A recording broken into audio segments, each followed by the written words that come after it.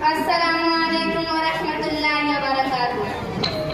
मुअज़्ज़ज़ सामईन, जिंदगी के कठिन रास्तों पर मौजिज़ों की बरसात तब हुआ करती है जब वालिदैन का मर्तबा जानते हुए औलाद उनकी खिदमत की तस्बीह पढ़ते हों। क्योंकि जिंदगी फलक है तो वालिदैन सितारा है, जिंदगी उड़ान है तो वालिदैन परवाज है, जिंदगी गीत है तो वालिदैन आवाज है, जिंदगी समंदर है तो वालिदैन किनारा है। मगर अफसोस, आज जिद्दत के पुजारी अपनी जन्नतों को सड़कों पर और उन्हें जन्नत के दरवाजों को ओल्ड एज होम में भेजकर खुद इज्जत तलाश करने में लगे हैं। आज का मुकदमा इसी नौइयत का है कि समाज का हर तबका इज्जत के दौर में एक दूसरे से आगे बढ़ना चाहता है। मुकदमे को बगैर समाप्त फरमाएं। अदालत की कार्रवाई शुरू की जाए।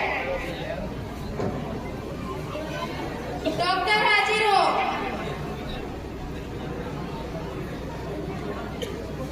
जज साहिबा, मैं एक डॉक्टर हूँ। मैं इंसानी जिंदगी का मुहाफिज हूँ, लोगों को उनकी जिंदगी बख्शती हूँ। मेरे ही वजह से लोगों को शिफा मिलती है। दुनिया में कितनी बड़ी बड़ी बीमारियां हैं, जैसे कैंसर, ट्यूमर, मैं ही तो उनसे निजात दिलाती हूँ। अगर मैं ना होती तो इंसान कितनी मुसीबतों में मुब्तला होते। मेरे पास आराम के लिए भी वक्त नहीं होता। मैं बीमारों की खिदमत में लगी रहती हूँ। इसलिए जज साहिबा, ये इज्जत की कुर्सी मुझे मिलनी चाहिए। प्लीज हाजिर हो।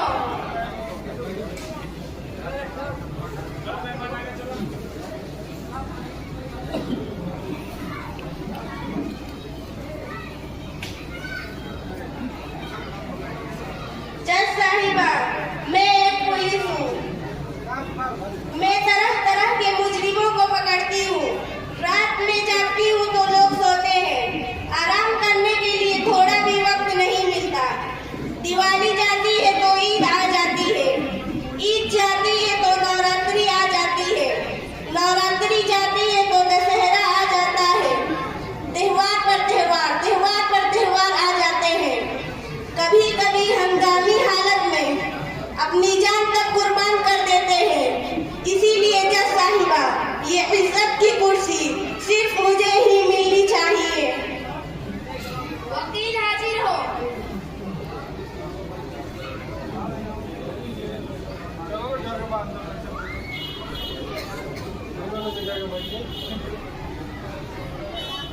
जज साहिबा, मैं एक वकील हूँ।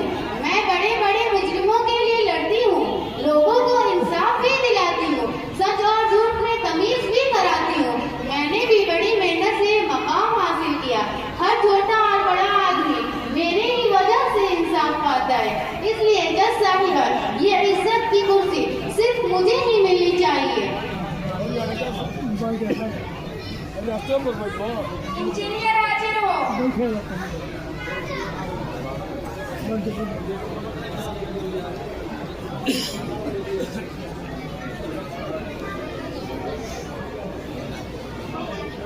जज साहिबा, मैं एक इंजीनियर हूँ।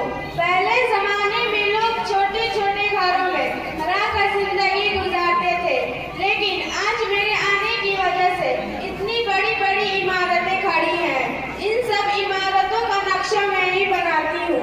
मेरे ही बनाए हुए नक्शे से बड़े बड़े बंगले बनाए जाते हैं और लोग मेरे ही बनाए हुए आलीशान बंगलों में रहते हैं। जब इस छोटी सी जिंदगी को इतनी आलीशान जिंदगी में बदल देती हूँ, इसलिए जज साहिबा, ये इज्जत की कुर्सी सिर्फ मुझे ही मिलनी चाहिए। किसान हाजिर हो।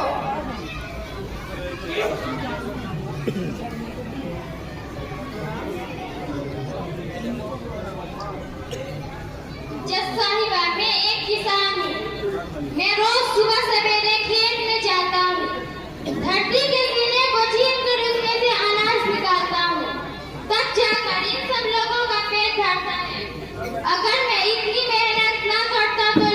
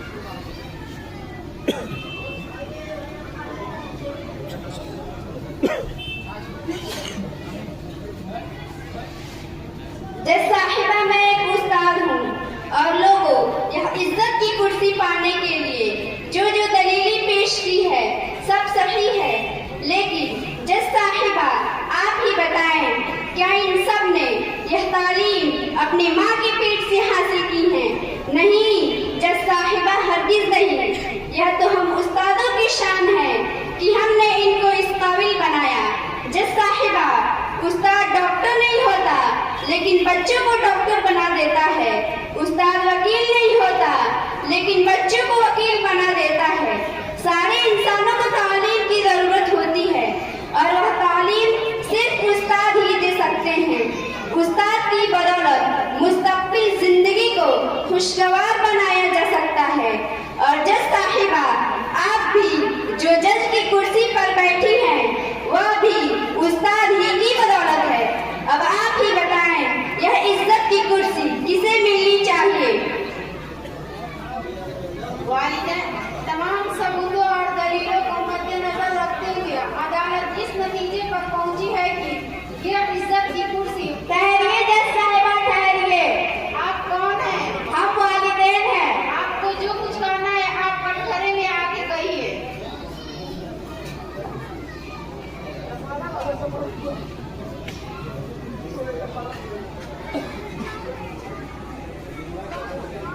मैं पूछती हूँ जज साहिबा, मैं पूछती हूँ जज साहिबा, हमने अपने अरमानों की कुर्बानी देकर, अपने जज्बात की कुर्बानी देकर और इनकी हर एक छोटी बड़ी ख्वाहिशों को पूरा किया।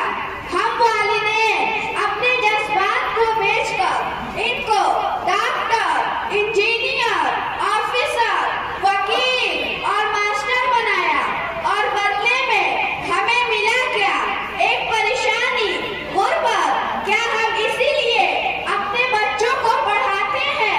जज साहिबा, आखिर हमारा क्या कसूर कि हमने इनको ऊंची ऊंची डिग्रियां दिलाई और जब हमको इनकी सहारे की जरूरत पड़ी तो इन्होंने हमारे जरूरतों को नजरअंदाज करते हुए खुद इज्जत की कुर्सी पे बैठने का फैसला कर रहे हैं।